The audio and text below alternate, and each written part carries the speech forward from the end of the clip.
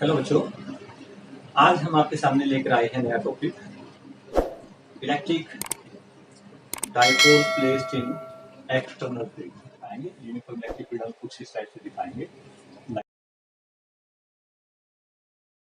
देखिए कि ये हमारे पास जो फील्ड है यूनिफॉर्म है, यानी जो फील्ड यहाँ पर है वही फील्ड यहाँ पर है। दोनों चार्जेस का मैग्नीट्यूड सेम है, both charges having the same magnitude.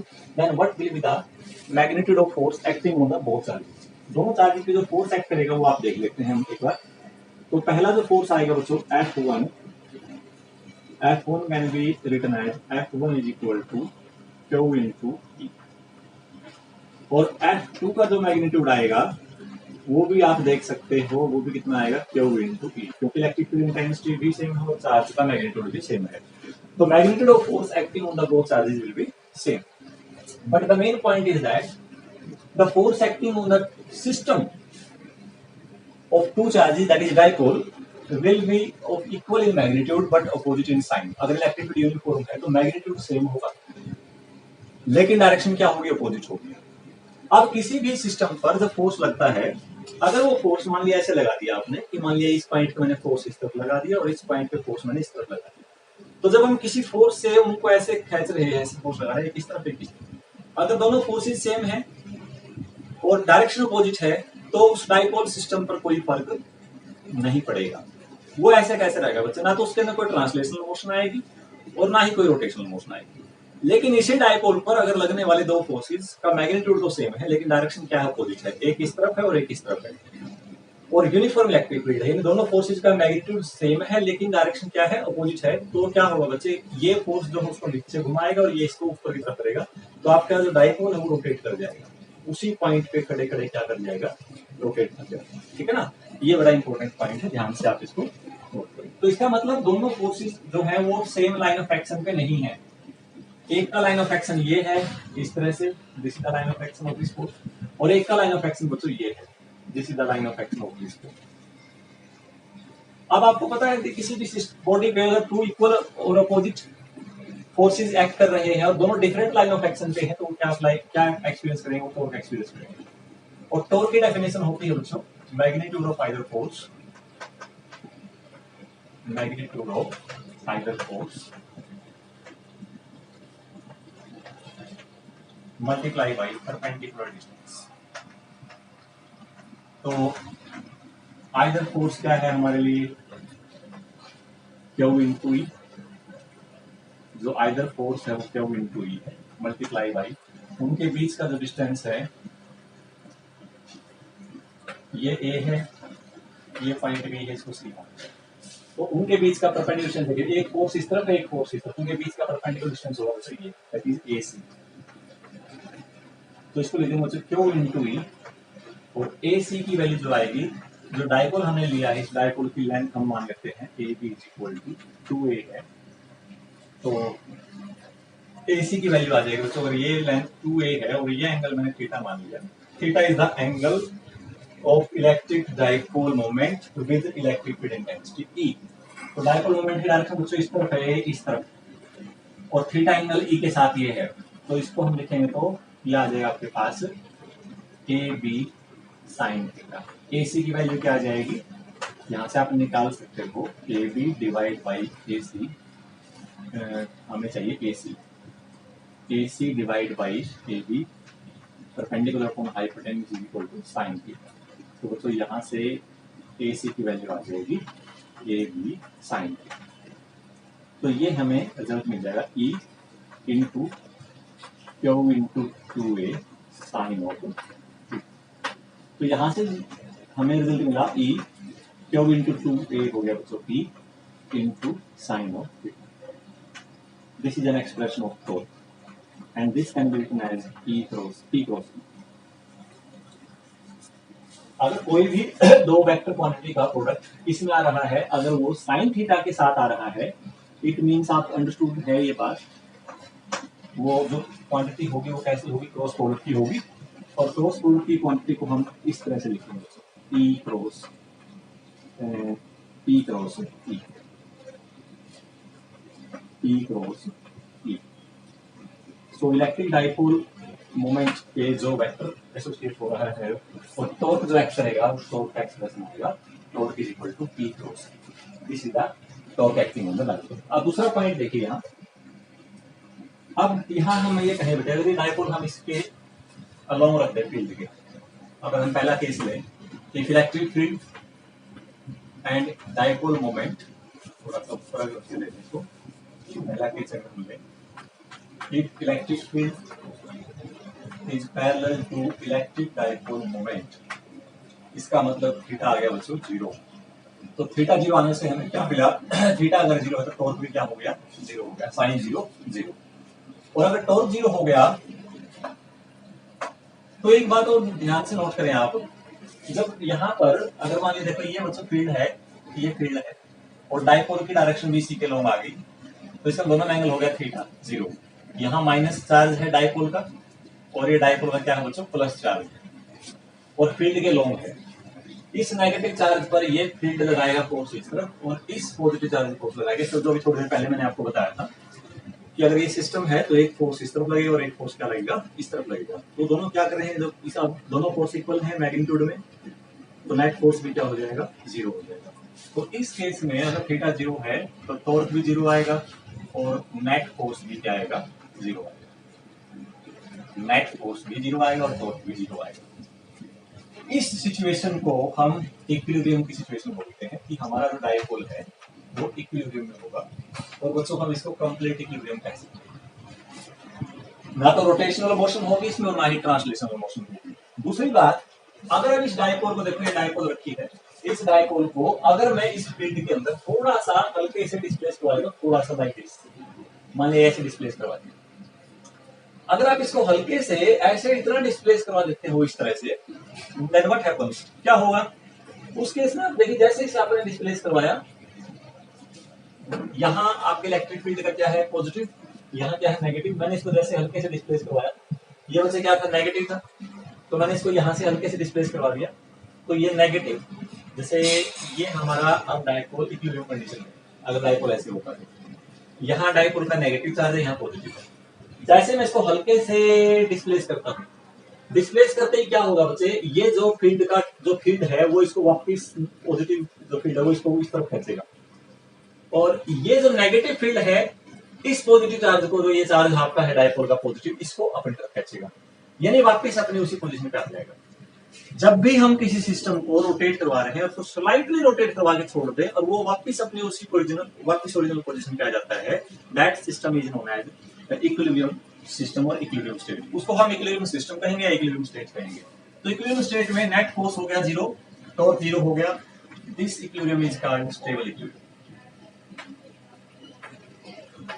Stable equilibrium यानी स्टेबल इक्विलिब्रियम में क्या होगा बच्चे, स्टेबल इक्विलिब्रियम के अंदर नेट फोर्स और नेट टॉर्क तो 0 होंगे ही होंगे, लेकिन वो इस तरह से होंगे कि अगर आप डायपोल को स्लाइटली रोटेट करवा रहे हो, रोटेट करवाते अगर आप अपना फोर्स टॉर्क हटा दें उसमें से, आप फ्री कर दो उसको, तो वापस उसी पोजीशन को अगर वो क्या कर लेता है, रिटेन कर लेता है, it means equilibrium is stable.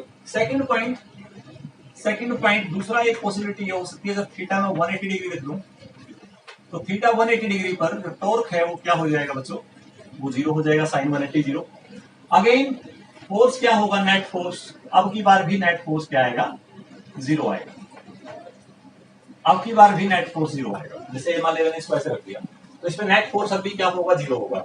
अब यहाँ क्या है, जब मैंने इसको 180 रोटेट करवा दिया, इसका मतलब डायपोल मोमेंट की डायरेक्शन इस तरफ होगी, ये डायपोल का नेगेटिव, ये पॉजिटिव। अब ये पॉजिटिव इसको इस तरफ रिपेल करेगा, ये नेगेटिव इसको इस तरफ रिपेल करेगा। दो फोर्स लग रहे हैं, दोनों क्या कर रहे हैं, एक इस तरफ धकेल रहा है और दूसरा इस तरफ धकेल रहा है, तो नेट फोर्स क्या होगा 0। Again equilibrium condition. But now in this case see right, अगर ये डायपोल का डायपोल का उल्टा रखा हुआ है, पहले डायपोल का यहाँ नेगेटिव है यहाँ पॉजिटिव, अब डायपोल का इस साइड पॉजिटिव ले लिया और इस साइड क्या ले लिया नेगेटिव, और इस साइड फील्ड क्या है हमारी, फील्ड डायरेक्शन पॉजिटिव से नेगेटिव। जैसे आप इसको स्लाइटली रोटेट करवाएंगे, इस पे कैसा चार्ज था बच्चों, इस पे पॉजिटिव चार्ज था डायपोल पे, पॉजिटिव चार्ज होने की जैसे ये क्या करेगा, ये जो इलेक्ट्रिक फील्ड है वो भी इसको क्या करेगा, रिपेल करेगा इस तरफ, तो इसके ऊपर फोर्स लगेगा इस तरफ और इस साइड फोर्स लगेगा इस तरफ। तो आप जैसे ही इक्विलिब्रियम से स्लाइटली इसको डिस्प्लेस करवाएंगे ना, तो ये अपने आप रोटेट कर जाएगा और फर्दर रोटेट करता जाएगा, वापिस उसी स्टेट में नहीं आएगा जिस स्टेट में ये पहले था। This type of equilibrium is called unstable equilibrium. Unstable equilibrium का मतलब है, अनस्टेबल इक्विलिब्रियम का मतलब है कि अगर आप जो डाइपोल रखी हुई है हमने, वो डाइपोल क्या करे, वो डाइपोल डिस्प्लेस स्लाइडली, अगर उसका आप डिस्प्लेस कराएं, वो वापिस, जैसे आपने इसको स्लाइडली डिस्प्लेस कराया, वापिस इस तरफ ना आके वो फर्दर क्या कर जाए, कंप्लीटली रोटेट कर जाए। That is called unstable equilibrium. उसको हम बच्चे अनस्टेबल इक्विलिब्रियम कहेंगे। Okay, this is the second point, first point, second point. अब नेक्स्ट केस देखिए आप, नेक्स्ट केस क्या हो सकता है, नेक्स्ट की पॉसिबिलिटी हमारे पास क्या पॉसिबिलिटी हो सकती है। थर्ड केस, अगर मैं थीटा को 30 डिग्री ले लेता हूं, 30 डिग्री पे हमारे पास स्पेशल केस बन जाएगा, डाइपोल टॉर्क आ जाएगा पीई साइन ऑफ 30 डिग्री, और साइन 30 हो गया 1/2, that is P E by, P E क्या है, मैक्सिमम टॉर्क, तो टॉर्क किस केस पे आ जाएगा, मैक्सिमम टॉर्क डिवाइड बाई 2, जब एंगल आप थीटा होगा, अगर आप डाइपोल को थीटा 30 डिग्री पे क्या करते हो, अलाइन करते हो। अगला पॉइंट ये, देखो ये तो हमने केस किया यूनिफॉर्म इलेक्ट्रिक फील्ड का। अगर इलेक्ट्रिक फील्ड नॉन यूनिफॉर्म है, देन व्हाट हैपेंस, अगर इलेक्ट्रिक फील्ड नॉन यूनिफॉर्म है तो क्या होगा। नॉन यूनिफॉर्म इलेक्ट्रिक फील्ड का मतलब है कि इस रीजन में इलेक्ट्रिक फील्ड एक जैसा नहीं है। अगर इलेक्ट्रिक फील्ड एक जैसा नहीं है, इस पॉइंट पे इलेक्ट्रिक फील्ड कुछ और है, इस पॉइंट पे इलेक्ट्रिक फील्ड कुछ और है, तो इस दोनों चार्ज पे लगने वाला जो फोर्स होगा, इस चार्ज पे इस चार्ज पे, ये अब की बार जरूरी नहीं है कि उनका मैग्नीट्यूड सेम होगा। मैं ये वर्ड यूज कर रहा हूं कि जरूरी नहीं है कि मैग्नीट्यूड ऑफ फोर्स सेम होगा, हो भी सकता है, क्योंकि नॉन यूनिफॉर्म इलेक्ट्रिक फील्ड का मतलब ये नहीं होता कि हर जगह अनइवन इलेक्ट्रिक फील्ड होगा। हो सकता है कोई ऐसा पॉइंट कि यहाँ इलेक्ट्रिक फील्ड यहाँ इलेक्ट्रिक फील्ड ऐसे सेम हो जाए। हालांकि आपको पता है, अगर हम सिमेट्री ऑफ चार्ज का केस करते हैं तो वहां हम ये देखने को मिलता है कि आप किस प्रकार से डाइपोल को रखेंगे कि दोनों पॉइंट पे इलेक्ट्रिक फील्ड इंटेंसिटी सेम आएगी या नहीं आएगी। अगर आप फील्ड के अंदर डाइपोल को रखते हो और फील्ड नॉन यूनिफॉर्म है, तो ये पॉसिबिलिटी है कि इस चार्ज पे और इस चार्ज पर लगने वाला जो फोर्स है वो अब की बार इक्वल नहीं होगा। डायरेक्शन अगर मान लेते हैं हमने इसी तरफ दे रखी है, अगर मान लेते मैंने यहाँ ये बात कह दी बच्चों कि हमारा इलेक्ट्रिक फील्ड इस डायरेक्शन में इंक्रीजिंग है, increasing electric field from left to right, from left to right, increasing electric field, मैंने ये बात बोल दी। अगर इंक्रीजिंग इलेक्ट्रिक फील्ड है, इसका मतलब यहाँ फील्ड है वीक और यहाँ फील्ड क्या है बच्चों, स्ट्रॉन्ग है। ऐसा होने पर क्या होगा कि इस नेगेटिव चार्ज पर, जब आपने डाइपोल ऐसे रखी हुई है, तो इस रीजन पर यहाँ पर अगर इस पॉइंट पे देखें हम, तो इसके ऊपर फोर्स कम लगेगा और इसके ऊपर फोर्स क्या लगेगा, ज्यादा लगेगा। डायरेक्शन इक्वल होगी, सॉरी डायरेक्शन जो होगी दोनों फोर्सेज की अपोजिट होगी, लेकिन मैग्नीट्यूड ऑफ फोर्स जो होगा बच्चों अनइक्वल होगा। चाहे फोर्स इक्वल हो या अनइक्वल हो, लेकिन वो डिफरेंट लाइन ऑफ एक्शन अगर किसी बॉडी पे लगता है तो डेफिनेटली वो टॉर्क तो प्रोड्यूस करेगा ही उसका पेयर, नेट कुछ ना कुछ वो टॉर्क पक्का देगा। प्रिंसिपल ऑफ मोमेंट का जब हम केस पढ़ते हैं, क्लॉकवाइज मोमेंट और जो एंटी क्लॉकवाइज मोमेंट बनेगी, उनका नेट सम कुछ ना कुछ पक्का आएगा, अगर फोर्सेज क्या है बच्चे, इक्वल नहीं भी है तो। ठीक, लेकिन यहाँ एक बड़ा इंपॉर्टेंट पॉइंट है कि अगर नॉन यूनिफॉर्म इलेक्ट्रिक फील्ड है और इलेक्ट्रिक फील्ड लेफ्ट से राइट तक इंक्रीज कर रहा है, तो इस डाइपोल पर जो फोर्स लगेगा, पहले वो फोर्स क्या आ रहा था, नेट फोर्स 0 आ रहा था। इस केस में अब नेट फोर्स 0 नहीं आएगा अगर आप डाइपोल को इसमें ऐसे रख दोगे। इसमें फोर्स भी 0 था, टॉर्क भी 0 था, लेकिन अब क्या नहीं होगा बच्चों, अब फोर्स 0 नहीं होगा, नेट फोर्स 0 नहीं होगा। तो नेट फोर्स किसकी ओर होगा फिर, क्योंकि फील्ड किस तरफ है, लेफ्ट से राइट की तरफ बढ़ रहा है, तो इस डाइपोल पर नेट फोर्स किस तरफ होगा, यहाँ फोर्स कम लगेगा, इलेक्ट्रिक फोर्स, यहाँ फोर्स क्या लगेगा बच्चों, ज्यादा लगेगा। तो क्या होगा, हमेशा आपको पता है ज्यादा फोर्स की ओर मोशन बनेगी, तो हमारा जो डाइपोल है वो लेफ्ट से राइट की ओर मूव करना शुरू करेगा। क्लियर। और अगर मान डाइपोल आपने ऐसे रखी होती तो इसके ऊपर टॉर्क लगता, यहाँ लगने वाला फोर्स ज्यादा है, यहाँ लगने वाला फोर्स क्या कम है, तो ये रोटेट तो करता ही करता, लेकिन फर्दर क्या करता बेटे, ट्रांसलेट भी करता। तो हो सकता है आपकी डाइपोल ऐसे जाती। अगर यूनिफॉर्म इलेक्ट्रिक फील्ड में डाइपोल रखी है, उस पर केवल टॉर्क लगेगा तो क्या करेगा, टॉर्क उसको ऐसे रोटेट करवा देगा, एक ही पॉइंट रोटेट करेंगे। लेकिन अगर उसमें नॉन यूनिफॉर्म इलेक्ट्रिक फील्ड और इस तरफ इंक्रीजिंग है, तो आपकी डाइपोल ऐसे ऐसे जाएंगे, इस तरह से, जैसे आप पेन को ऐसे काट देते हो, वो पेन ऐसे घूमता हो जाता है, वो रोटेट भी कर रहा है और ट्रांसलेट भी कर रहा है। तो दोनों प्रकार की, दोनों टाइप की मोशन पॉसिबल होंगी अगर हमारा इलेक्ट्रिक फील्ड क्या है, नॉन यूनिफॉर्म है और किसी पर्टिकुलर डायरेक्शन में इंक्रीज या डिक्रीज कर रहा है। यही केस अगर ऐसे होता है, इलेक्ट्रिक फील्ड इस तरफ इंक्रीज करती, electric field increasing from right to left, then what happens, फिर क्या होता, फिर ये होता कि इस पे लगने वाला फोर्स ज्यादा होता, इस पे लगने वाला फोर्स कम होता।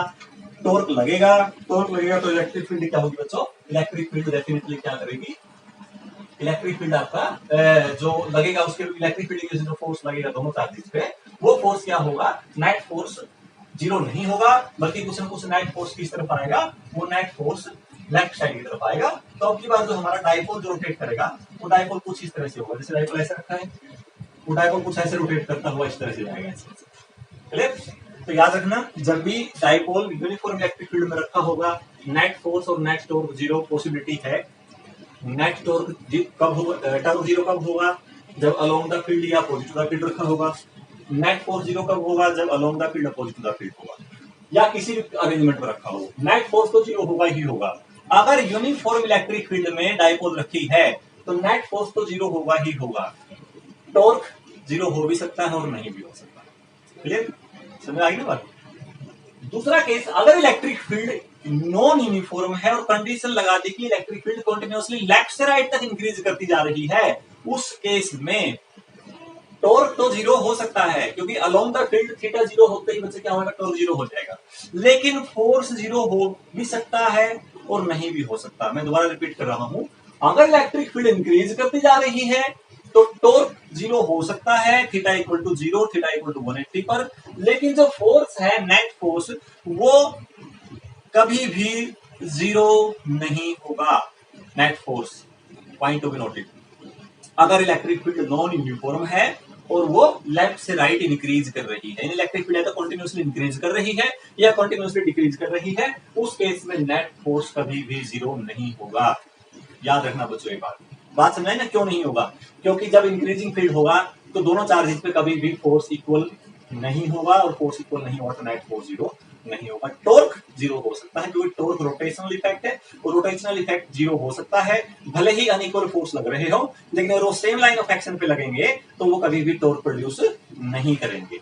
This is all about your torque acting on electric dipole when placed in uniform electric field. एक छोटा सा एग्जांपल न्यूमेरिकल में आपको कई बार यूज करना पड़ सकता है, वो थोड़ा सा बता देता हूँ। हालांकि बोर्ड एग्जाम के लिए इतना इंपॉर्टेंट नहीं है, लेकिन कॉम्पिटिशन एग्जाम में आपकी कहीं ना कहीं हेल्प जरूर कर देगा बच्चों। मान लेते हैं बच्चों, मैं इस डाइपोल को स्लाइटली रोटेट करवाता हूँ। इस डाइपोल को स्लाइटली रोटेट करवाते ही कुछ इस तरह से दिखा सकते हैं हम। मान लिया मैंने इस डाइपोल, ये डाइपोल स्लाइटली रोटेट कर गया, पहले यहां था, अब थोड़ा सा मान ले इतने एंगल पे रोटेट करवा दिया, स्लाइटली, या एक एनर्जी इक्विलिब्रियम से स्लाइटली आपने रोटेट करवा दिया। और कौन सा इक्विलिब्रियम था? रिमेंबर दैट स्टेबल इक्विलिब्रियम था। ध्यान रखिए इस बात का। अगर हमारा डाइपोल स्टेबल इक्विलिब्रियम में है और उसको क्या कर दिया बच्चों? उसको हमने स्लाइटली रोटेट करवा दिया, तो क्या होगा? देखिए, अगर इक्विलिब्रियम में है तो मान लिया जैसे ये डाइपोल इक्विलिब्रियम में था और इसको स्लाइटली रोटेट करवा दिया और ये ऐसे ले आए, ये डाइपोल ले आए। याद रखें, ये कौन सा इक्विलिब्रियम है बच्चों? स्टेबल इक्विलिब्रियम है, ताकि जैसे स्लाइटली डिस्प्लेस करवाओगे तो ये अपने आप क्या करेगा? उस तरफ वापस चला जाएगा। लेकिन जैसे डाइपोल वापस यहाँ आएगा, इनर्शिया ऑफ मोशन की वजह से ये डाइपोल इस तरफ क्रॉस कर जाएगा, और ये डाइपोल हर क्या करेगा? इस तरह से यहाँ पर ऑसिलेट करना शुरू कर देगा। Then what will be the time period of the oscillation of that dipole? आपको याद होगा जब चार्ज पार्टिकल हमने रिंग का केस किया था, स्लाइटली नजदीक वेरी स्मॉल डिस्टेंस पर उसको हम क्या करते हैं? डिस्प्लेस करते हैं। तो आपने देखा था पीछे उसके अंदर जो मोशन आती थी वो सिंपल हार्मोनिक आती थी, लेकिन वो कब तक रहेगी? वो बहुत स्मॉल डिस्टेंस तक रहेगी। यही बात आपने यहाँ देखने की, जो थीटा आप ले रहे हो बच्चों, वो वेरी स्मॉल होना चाहिए। तो इस पे लगने वाला जो टॉर्क है, देखो इस पे जो टॉर्क इस प्रकार से लगेगा, आपने यहाँ से ऐसे डिस्प्लेस करवाया, वो टॉर्क वापस इसको यहाँ लेके जाएगा, इनर्शिया ऑफ मोशन इसे क्रॉस कर जाएगा, फिर टॉर्क उल्टा लगेगा, फिर उसको ऐसे आएगा। इस प्रकार से आपका डाइपोल ये यहाँ ऐसे ऑसिलेट करना शुरू कर देगा। Now what will be the time period of oscillation of that dipole? Remember that if theta is very small the motion will be simple harmonic. और आपको पता सिंपल हार्मोनिक मोशन का टॉर्क निकाल रहे हैं बच्चों, टॉर्क आएगा, टॉर्क का फॉर्मूला क्या होता है? ई टी साइन थीटा, वैसे फॉर्मूला था। If this theta is very small then this sin theta will be equal to theta, and this torque will be acting as a restoring torque. This will be equal to minus EP into theta. What is torque? Torque is moment of inertia into angular acceleration. I alpha is equal to minus E into P theta. Now what is alpha? Alpha is the and d square theta divided by dt square. Double differentiation of displacement with respect to time into I is equal to, इधर ले आओ plus कर दीजिए इसको, E P theta is equal to 0। तो यहां से बच्चों हमारे पास एक इक्वेशन आ गई, D square theta divide by D T square is equal to plus ये आ जाएगा बच्चों P divide by I into theta is equal to 0। आपको याद होगा 11th क्लास में हमने सिंपल हार्मोनिक मोशन की इक्वेशन पढ़ी थी, differential equation of simple harmonic motion that is equal to omega square X is equal to 0। Comparing these two we find that omega square is equal to P E divide by I. तो यहाँ से जो omega है, omega क्या आएगा, omega की value आ जाएगी under the root P E divide by I. और यहाँ से अगर आप टाइम पीरियड निकालेंगे बच्चे तो आ जाएगा 2 पाई अंडर द रूट, ये बनेगा 2 पाई बाई टी, टी चलाएगा इस तरफ, ऊपर आ गया बच्चों पाई, नीचे आ जाएगा P into E. This is the expression for the time period. तो उम्मीद करता हूँ मुझे समझ में आया होगा आपको। ये डायमेंशन बन गया टॉर्क का, और टॉर्क का डायमेंशन क्या होता है, force into displacement newton metre. ऊपर आ गया बच्चों moment of inertia M R square, metre से मीटर कैंसिल आउट, न्यूटन को लिख सकते हैं किलोग्राम मीटर पर सेकंड स्क्वायर, मीटर से मीटर कैंसिल आउट हो गया, मास से मास कैंसिल आउट हो गया, पर सेकंड स्क्वायर ऊपर जाके सेकंड स्क्वायर में टाइम पीरियड का पता टाइम पीरियड। इसी का expression for time. What is I? I is the moment of inertia. जैसे एक HCl मॉलिक्यूल ले लिया, या आपने क्या बोलते हैं उसको वाटर मॉलिक्यूल ले लिया। अगर मान लीजिए किसी HCl मॉलिक्यूल पे आपने बाहर से इलेक्ट्रिक फील्ड अप्लाई कर दिया, वो इलेक्ट्रिक फील्ड बार बार वेरी कर रहा है, तो उससे क्या होगा, उस HCl का जो डाइपोल है उसका पॉसिबिलिटी को रोटेट करना शुरू कर दे।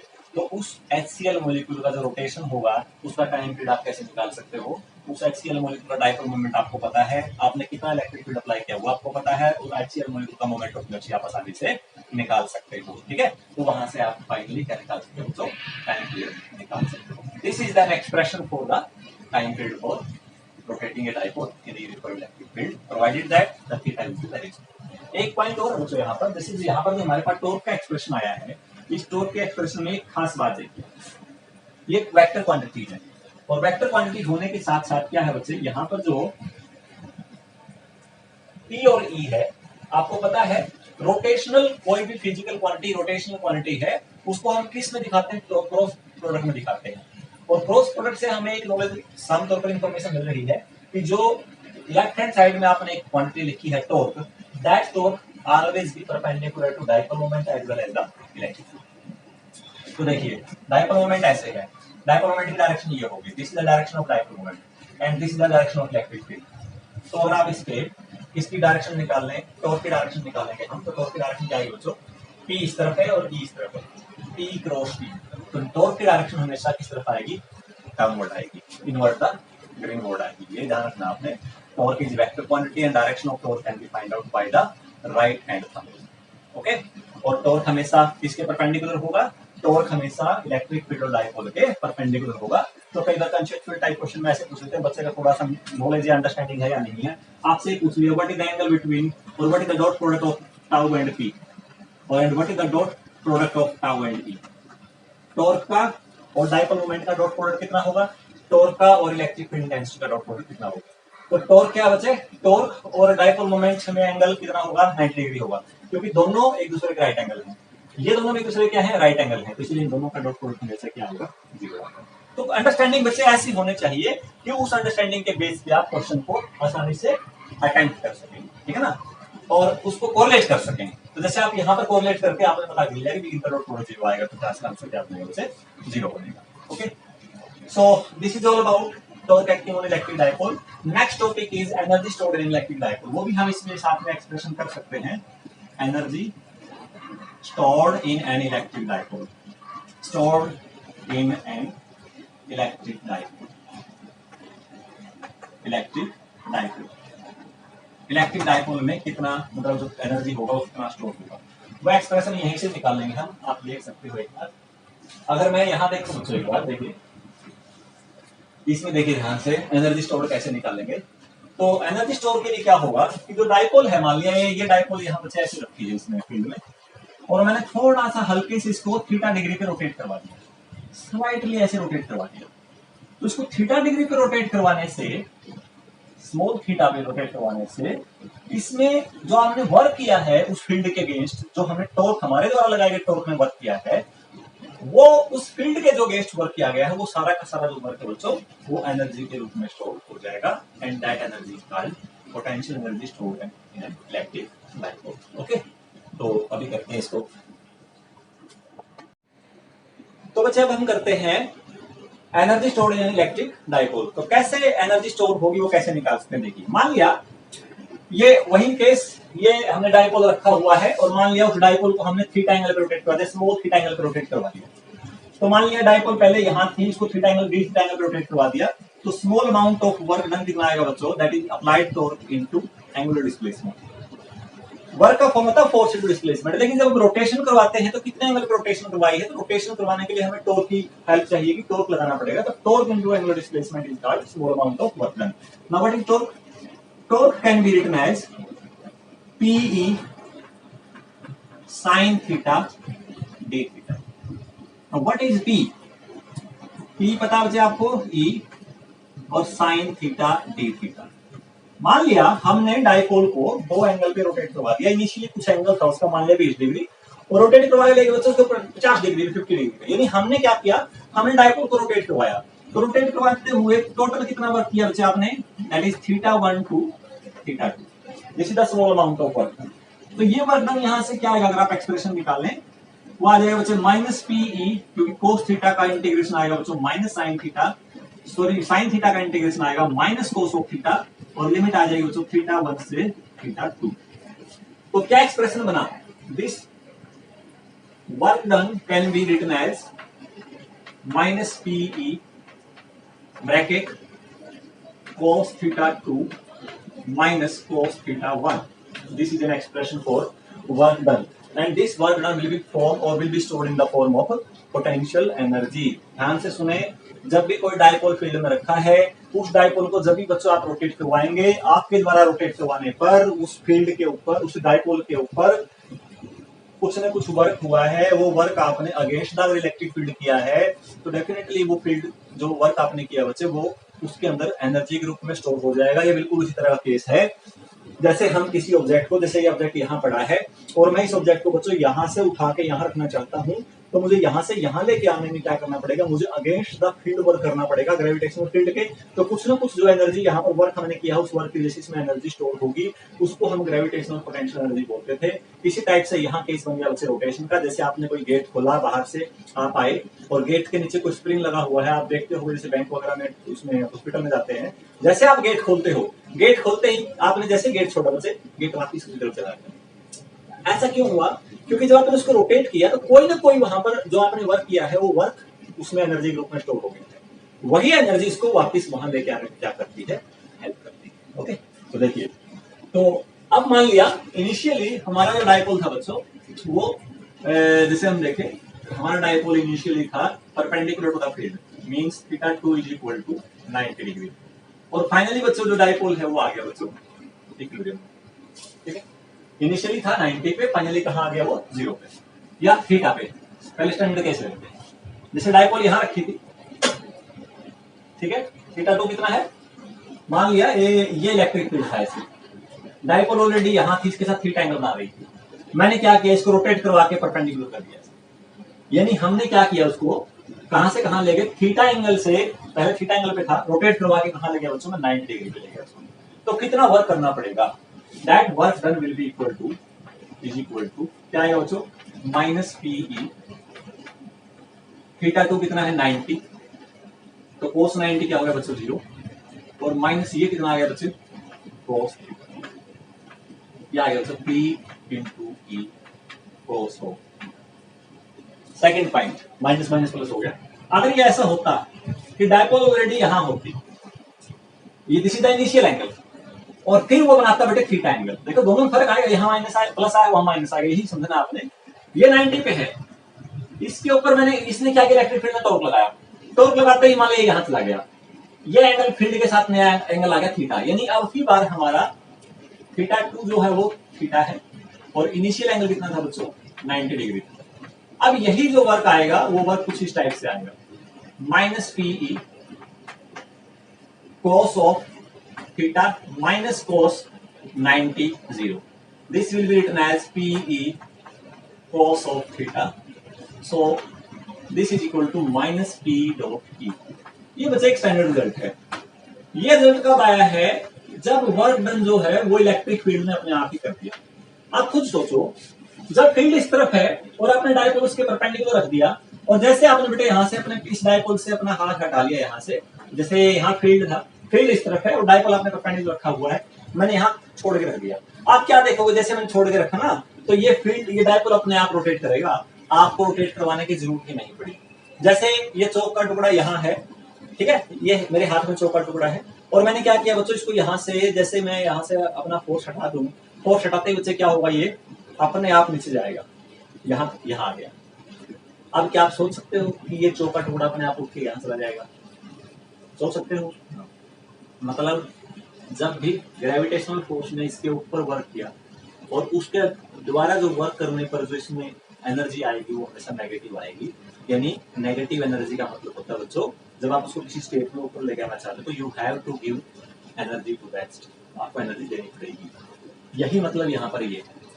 यानी अगर आपका फील्ड, इसका मतलब साफ तौर पर ये होना चाहिए, अगर हमारा डायपोल किसी थीटा एंगल पर है, अगर आप उसको रोटेट करवा के 90 पे लेके आना चाहते हो ना, तो इसका मतलब हमें इतनी एनर्जी देनी पड़ेगी।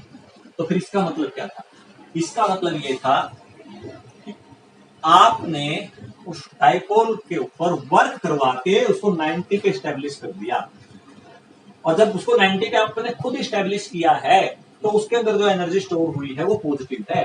अगर आपने उसको स्टेब्लिश करके परपेंडिकुलर छोड़ दिया ना बच्चे, तो इलेक्ट्रिक फील्ड उसको फिर अपने आप ले आएगी यहाँ पर। लेकिन अगर वो पहले यहाँ थी और फिर उसको यहाँ ले आए और यहाँ छोड़ दिया, तो फिर ये अपने आप वहां नहीं जाएगी। तो जब भी किसी सिस्टम में एनर्जी स्टोर नेगेटिव होगी, वो अपने आप के कॉन्फ़िगरेशन बच्चे उसका नहीं बनेगा। उसके लिए अगर आप चेंज करना चाहते हो तो हमें बाहर से एक्सटर्नल वर्क करना पड़ेगा।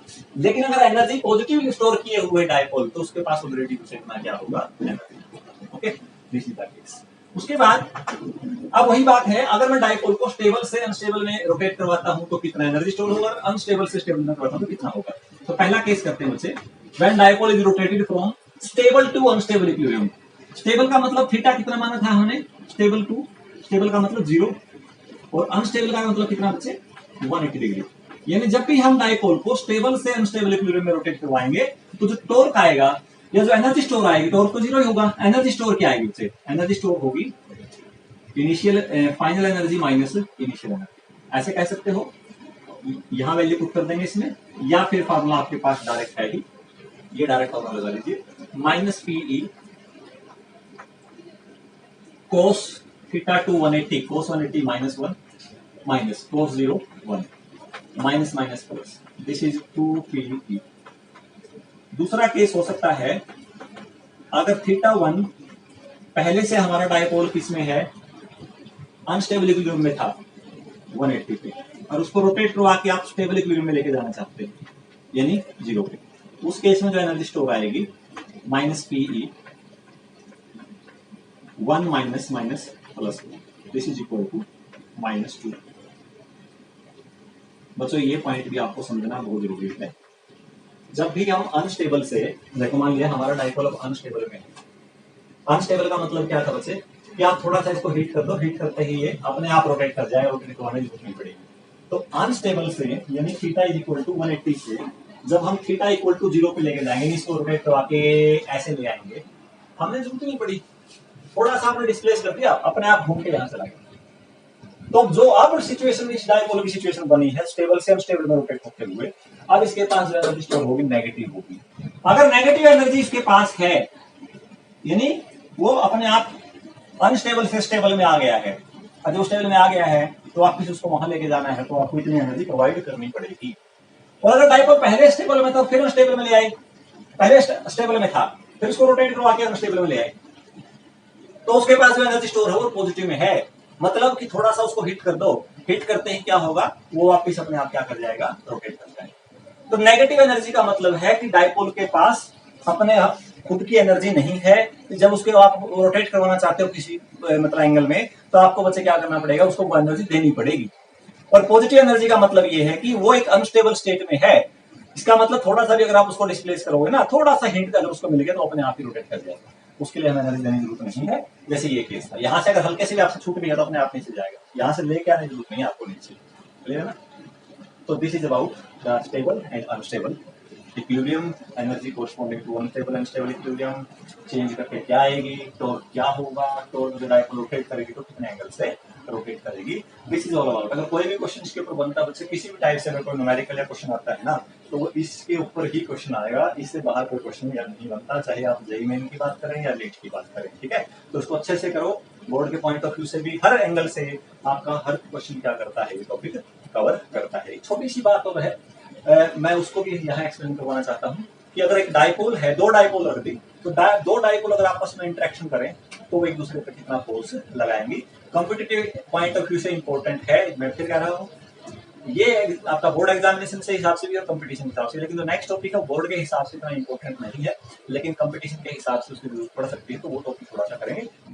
तो बच्चों देखिए, मान लिया हमारे पास दो डायपोल दे रखे हैं, उनके बीच में फोर्स ऑफ इंटरेक्शन निकालते हैं, दो डायपोल रखे हुए को मान लेते हैं फर्स्ट डायपोल P1 और एक सेकंड डायपोल दे रखी है। First approximation is that the dipole is so small, यानी आइडियल डायपोल है, उनके बीच का डिस्टेंस क्या है, बहुत ज्यादा है। Now we want to find out the force due to this dipole on this dipole. हम इस डायपोल का फोर्स निकालना चाहते हैं और इसके ऊपर निकालना चाहते हैं। क्लियर? तो मान लेते हैं इस डायपोल को P1 मान लिया और इस P2 डायपोल को मैं कुछ ऐसे दिखा रहा हूँ, ध्यान से देखिए, -q + q। Let this is the centre of the dipole. जो हमारा डायपोल P2 है उसका सेंटर ये मान, dr डिस्टेंस बच्चों ये है और dr डिस्टेंस ये। तो इस P1 डायपोल का किसी dr डिस्टेंस पर, यानी यहां पर इलेक्ट्रिक फील्ड इंटेंसिटी कितना होगा।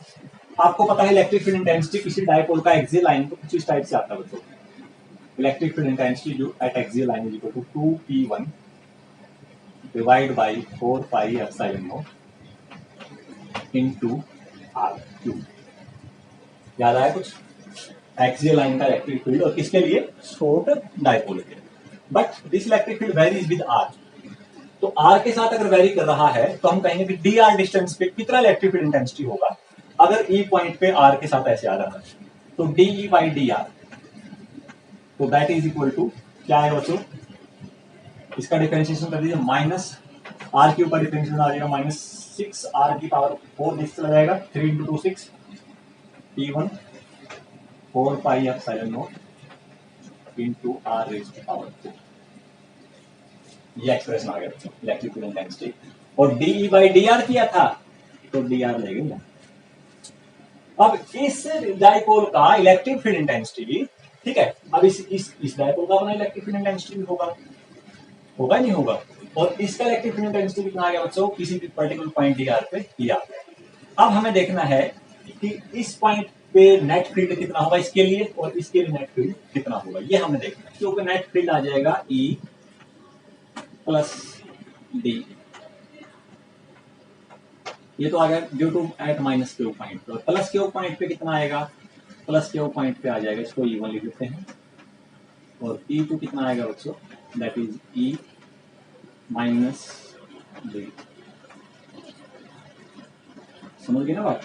किसी भी r डिस्टेंस पे अगर इलेक्ट्रिक फील्ड, मान लीजिए r डिस्टेंस है, या इस डायपोल से कितना डिस्टेंस था बच्चों, मान लीजिए ये डायपोल यहाँ रखा है, तो यहाँ से ये डिस्टेंस कितना बच्चों, r।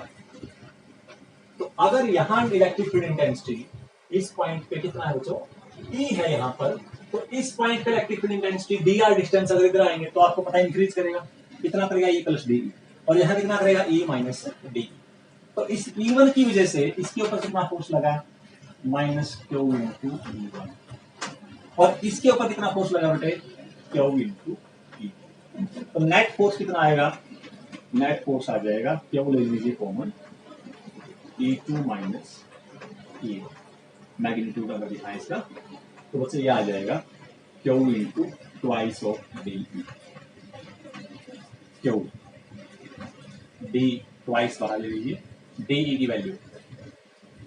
वैल्यू है 6 P1 into dr divide by 4 pi epsilon into r की पावर 4। नेट फोर्स जो आएगा बच्चे, नेट फोर्स आ जाएगा नेट फोर्स आ जाएगा कितना आएगा 6 देखो क्यू इंटू 2 डी आर। देखो ये डी आर माना हमने, ये डी आर, ये जो डिस्टेंस है वो कितना है डी आर, ये डिस्टेंस भी कितना है डी आर, तो टोटल कितना आ गया 2 डी आर। अगर 2 डी आर को मैं चार्ज क्यू की मैग्नीट्यूड से मल्टीप्लाई कर देता हूँ 6p1 Q into 2 D R और नीचे आ जाएगा बच्चों 4 आर की पावर 2। तो ये जो वैल्यू बन गई ये हो गया dipole moment of the second dipole. तो एक बड़ा ही इंटरेस्टिंग सा रिजल्ट आपके लिए आ गया याद रखने के लिए। Force acting between the two dipole is this. तो एक इंपॉर्टेंट रिजल्ट क्या क्या बच्चे, डाइपोल की वजह से electric field intensity, short dipole का electric field intensity are cube के इनवर्सली होगा। ठीक है, तो एक डाइपोल किसी पॉइंट चार्ज पे अगर फोर्स लगा रही है तो उसका फोर्स आर क्यूब के इनवर्सली प्रोपोर्शनल ही आएगा। बट रिमेंबर दैट, बट एक डाइपोल दूसरे डाइपोल पे अगर फोर्स लगा रही है, इंटरेक्ट कर रही है, फोर्स लगा रही है, तो उस डाइपोल का जो फोर्स आएगा that is inversely proportional to R की पावर 4 और product of dipole moment of two dipole. इस एक्सप्रेशन की बहुत बार यूज पड़ती है जब डाइपोल इंटरेक्शन का टॉपिक हम केमिस्ट्री में पढ़ते हैं ना। तो एक डाइपोल दूसरे डाइपोल के साथ किस तरह से इंटरेक्ट कर रही है, उसका फोर्स कैसे होगा। रिमेंबर दैट, कंफ्यूजन कई बार बच्चे जल्दबाजी में गलत करते हैं, क्योंकि डाइपोल की electric field intensity are cube की इनवर्सली होती है। तो एक डाइपोल किसी चार्ज पे फोर्स लगाएगी पॉइंट चार्ज में, तो बच्चों वो आर क्यूब की इनवर्सली ही आएगा। लेकिन जब डाइपोल के साथ इंटरेक्ट करती है तो उसका जो फोर्स आता है वो आर की पावर 4 के इनवर्सली प्रोपोर्शनल आता है। ये मुझे लगता है आपको समझ में आ गया होगा। ज्यादा डेरिवेशन की जरूरत नहीं है, केवल आप फाइनल रिजल्ट को इसमें याद रखिए, यही आपके काम आएगा, इसकी ज्यादा जरूरत आपको नहीं है। क्लियर। दूसरा पॉइंट ये है, अगर कोई डाइपोल दे दिया, तो किसी भी पॉइंट पे इलेक्ट्रिक फील्ड इंटेंसिटी निकालनी है तो उसका एक्सटेंडेड सा रिजल्ट हम याद कर लेते हैं। उसको आप मैं बता देता हूं, उसको आपको क्या करने की जरूरत नहीं है, डिराइव उसको भी करने की जरूरत नहीं है, सिलेबस में वो भी आपके मतलब डेरिवेशन में नहीं है। लेकिन उसका रिजल्ट आपको ध्यान रहे कि आइडियल से आपको फॉर्मूला मिल जाएगा, वहां से आप एक्सियल और इक्विटोरियल का सारे केस निकाल सकते हो। जैसे मान लेते हैं ये डाइपोल ले लिया, ठीक है, और मान लिया बच्चों मैं इस पॉइंट पे इलेक्ट्रिक फील्ड इंटेंसिटी निकालना चाहता हूं। तो मान लिया मैंने इस पॉइंट को इस डाइपोल के मिड पॉइंट से ज्वाइन करवा दिया और इस तरह से ज्वाइन करवाया कि इस पॉइंट का पोजीशन वेक्टर डाइपोल के मिड पॉइंट पे जो एंगल बना रहा है वो एंगल मान लिया बच्चों थीटा। दोबारा सुन लें, here theta is the angle between the dipole, theta is the angle between the dipole, ये माइनस क्यों ले लिया, ये प्लस क्यों ले लिया, एंड द पोजीशन वेक्टर। मतलब एक ऐसे पॉइंट पे इलेक्ट्रिक फील्ड निकालना चाहते हैं जिसका पोजीशन वेक्टर डाइपोल के सेंटर पे कितना एंगल बनाता है बच्चों, एक एंगल बनाता है। क्लियर। तो इस डाइपोल को दो कंपोनेंट में तोड़ सकते हो, this is the net dipole moment P। इस डाइपोल के दो कंपोनेंट आएंगे बच्चे। एक कंपोनेंट तो आएगा, देखो अगर ये वेक्टर P है, आपको पता है अगर ये कोई लाइन है और ये कोई फोर्स F है और ये एंगल थीटा है, तो इस फोर्स के दो कंपोनेंट में तोड़ सकता हूं। एक कंपोनेंट तो इस फोर्स का आएगा इसके लोग, that is F as F cos of theta, और एक कंपोनेंट आएगा बच्चे इसके perpendicular, this is F of sin theta. बात समझ में आएगी नहीं आएगी? This is F of cos theta, this is F of sin theta.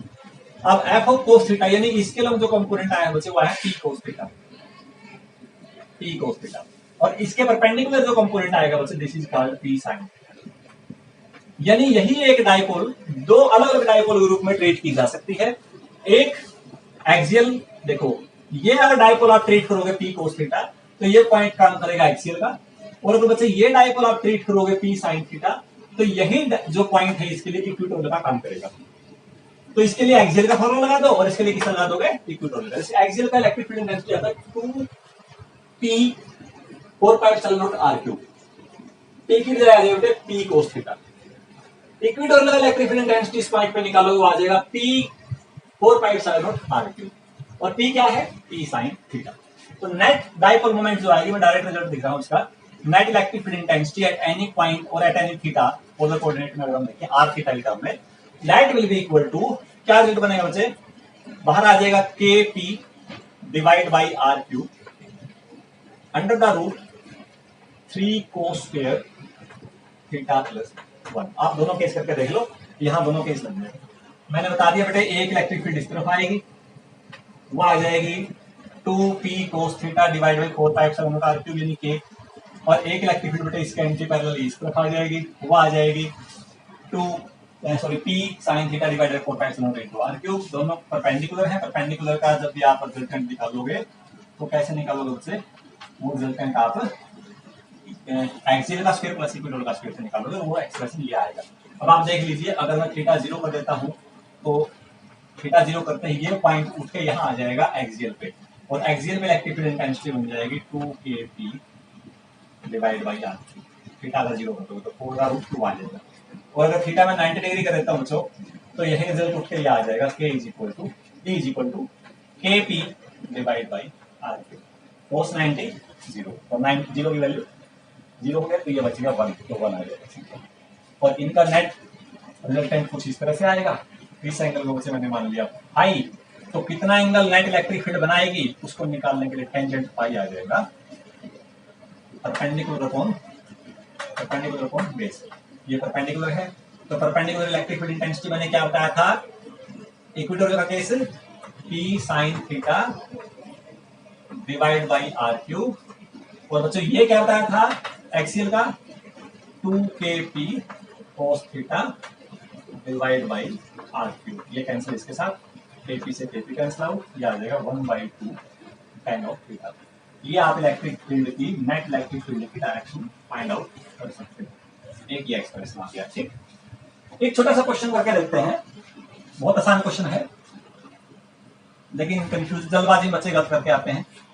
ये ले लिया बच्चों हमने एक डाइपोल, इस डाइपोल के एक्सियल पॉइंट पे r डिस्टेंस पर, एक्सियल पॉइंट के सेंटर से r डिस्टेंस पर इलेक्ट्रिक फील्ड इंटेंसिटी E है। ठीक है ना, E क्या है बच्चे, E is field intensity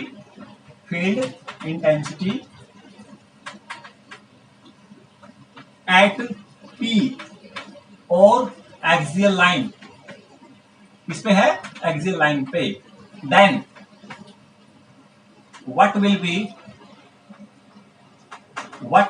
be new E, नया E क्या होगा, at 2r distance from centre of dipole perpendicular to line of dipole. Centre से परपेंडिकुलर बाइसेक्टर पे कितने डिस्टेंस पे, 2r पे। ये कितना बच्चों, r, तो 2r डिस्टेंस पे निकालना है।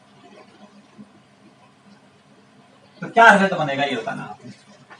तो सबसे पहले देखो इलेक्ट्रिक फील्ड इंटेंसिटी क्या r पे डिपेंड करती है, बिल्कुल करती है। और कैसे करती है बच्चों, r क्यूब के इनवर्सली होती है। तो इलेक्ट्रिक फील्ड इंटेंसिटी अगर एक्सियल पॉल केस लिखोगे बेटे, एक्सियल का इलेक्ट्रिक फील्ड इंटेंसिटी आएगा, आपको पता है एक तो उसके अंदर एक एडिशनल फैक्टर आता है एक्सियल के ऊपर 2, ठीक है, k कांस्टेंट रहेगा, डाइपोल मोमेंट P है, P कांस्टेंट रहेगा, तो 2kp कांस्टेंट है, दूर नहीं है, और नीचे आएगा बच्चों r क्यूब, ठीक है। कांस्टेंट को मैंने जानबूझ के नहीं लिखा।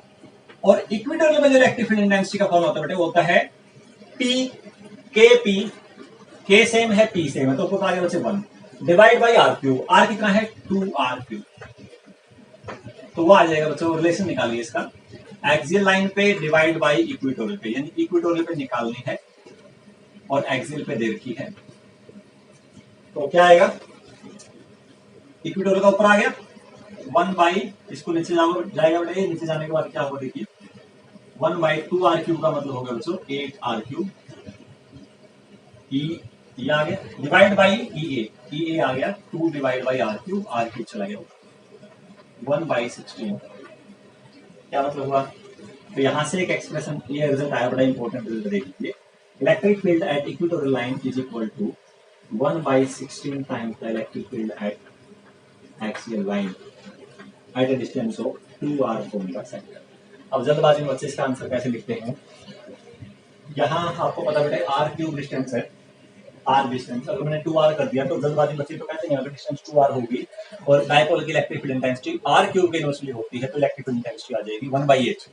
लेकिन जल्दबाजी में ये भूल जाते हैं कि साथ में ये हाफ वैसे होती है एक्सियल से, तो बेटे वो हाफ को रोके कितना हो जाएगा 1/16।